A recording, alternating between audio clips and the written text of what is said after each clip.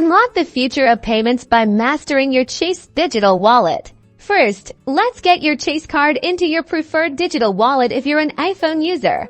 Open your Chase app, tap on your card, and look for the Add to Apple Wallet option for Android users. Open your Chase app, select your card, and choose Add to Google Wallet or Add to Samsung Pay, depending on your device. Follow the on-screen prompts. This usually involves verifying your identity with a text message or a quick call back from Chase once verified. Your card is securely tokenized, meaning your actual card number isn't shared during transactions.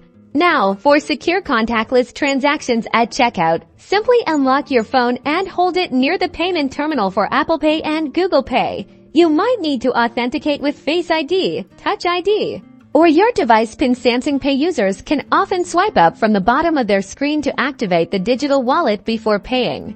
Managing your card details is also a breeze within your digital wallet or the Chase app. You can view transaction history, update your billing address if needed, and even temporarily lock your card if you misplace it.